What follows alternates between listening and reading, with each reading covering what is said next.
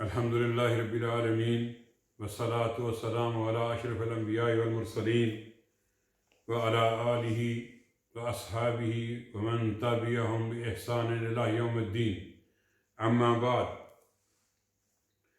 آج اس دن ہم نے پہلے درس میں عقیدہ، توحید و منہج کے سوالات لیے تھے 9۔ آج ہم انشاءاللہ 10 نمبر سوال سے شروع کرتے ہیں۔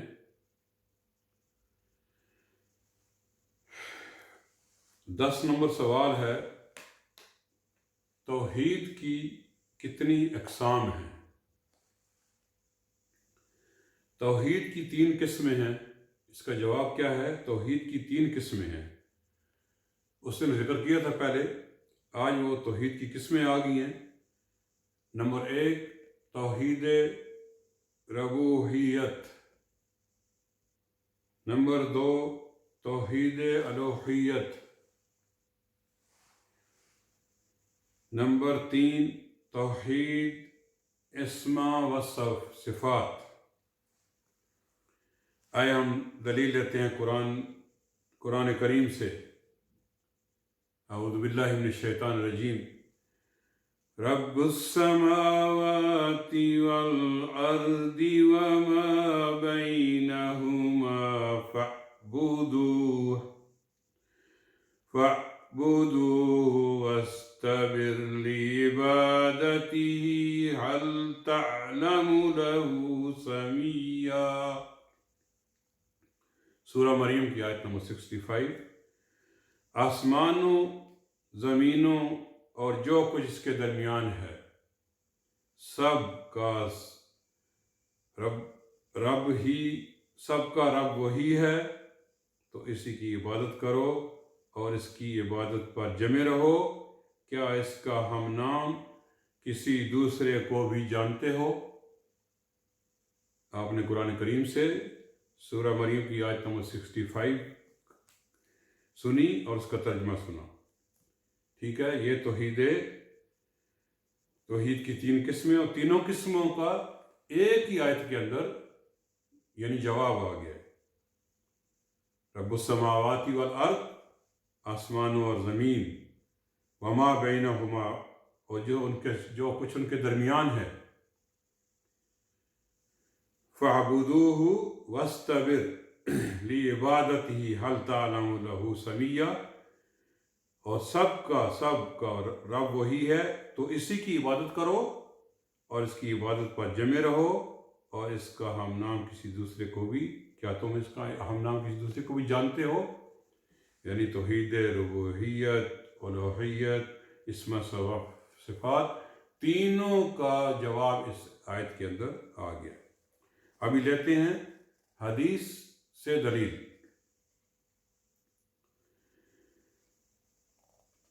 بے شک میں نے اپنے بندوں کو موحد پیدا کیا ہے، لیکن شیطانوں نے انہیں اپنے دین سے گمراہ کر دیا۔ انی خلقت، تو عربی میں بھی بتا دیتا ہوں حدیث، انی خلقت عبادی حنفاء کلہم وَإِنَّهُمْ آتَاهُمُ الشَّيَاطِينُ عَنْ دِينِهِمْ۔ مسلم کی حدیث ہے یہ۔ بے شک میں نے اپنے بندوں کو موحد پیدا کیا ہے، موحد یعنی توحید پہ پیدا کیا ہے، وہ اللہ کی عبادت کرتے ہیں، اس کے ساتھ کسی کو شریک نہیں کرتے، لیکن شیطانوں نے انہیں اپنے دین سے گمراہ کر دیا۔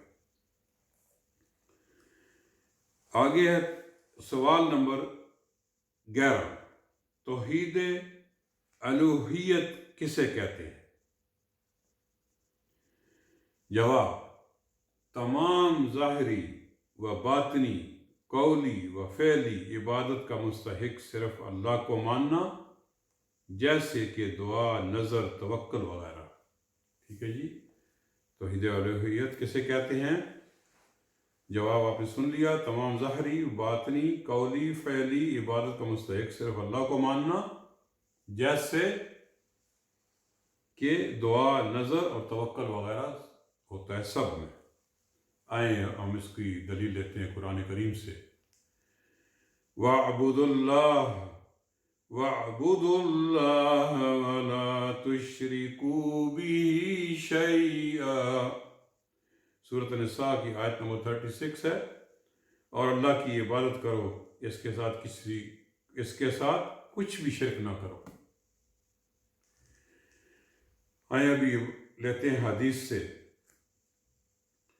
فَلْيَكُنْ أَوَّلَ مَا تَدْعُوهُمْ إِلَىٰ أَن يُوَحِّدُوا اللَّهَ تَعَالَىٰ، بخاری کی حدیث ہے۔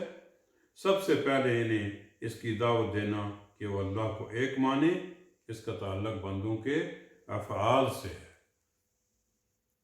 آگے سوال نمبر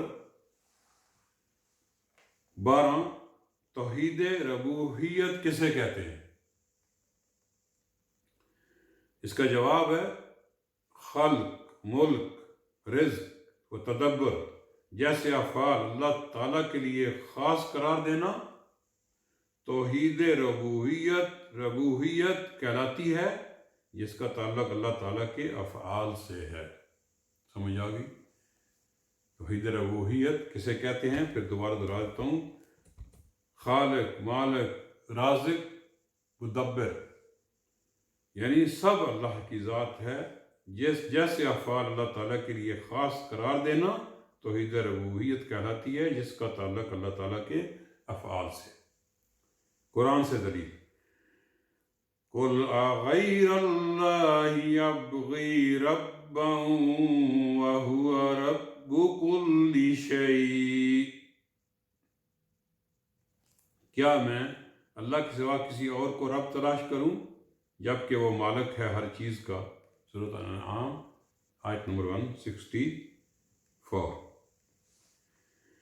آئین لیتے ہیں اس کی دلیل حدیث سے۔ ہر بچہ فطرت توحید پر پیدا ہوتا ہے، لیکن اس کے ماں باپ ہیں جو اسے یہودی، عیسائی یا مجوسی بنا دیتے ہیں۔ یعنی ہر بچہ، چاہے وہ کافر کے گھر ہو، مسلمان کے گھر ہو یا کسی بھی کے گھر پیدا ہو، اس کو بچہ فطرت پہ پیدا ہوتا ہے، اس کا دین فطرت میں اسلامی ہوتا ہے، تو اس کے ماں باپ اور یہودی، عیسائی اور مجوسی اس کو بنا دیتے ہیں جن کے گھر پیدا ہوتا ہے۔ بخاری و مسلم کی حدیث ہے۔ سوال نمبر 13، توحید اسماء و صفات سے کیا مراد ہے؟ توحید اسماء و صفات سے کیا مراد ہے؟ اس کا جواب، قرآن و حدیث سے ثابت شدہ اسماء و صفات کو بغیر کسی انکار، تبدیلی، تشبیہ اور کیفیت کے باعث ثابت کرنا۔ جواب سن لیا آپ نے، توحید اسماء صفات سے کیا مراد ہے؟ قرآن و حدیث سے ثابت شدہ اسماء و صفات کو بغیر کسی انکار، تبدیلی، تشبیہ، کیفیت کے ثابت کرنا۔ قرآن سے مثال لیتے ہیں، لیس کمثلہ شیء وہو السمیع البصیر، کائنات کی کوئی چیز اس کے مشابہ نہیں، وہ سب کچھ دیکھنے سننے والا ہے۔ سورہ شورى کی آیت نمبر 11۔ آئیں اس کی دلیل لیتے ہیں حدیث سے، ينزل اللہ الی السماء الدنیا کل لیلہ، مسلم کی روایت ہے، اللہ تعالیٰ ہر رات آسمان دنیا کی طرف اپنی شان کے مطابق نزول فرماتا ہے۔ یہ ہو گئی 3 قسمیں توحید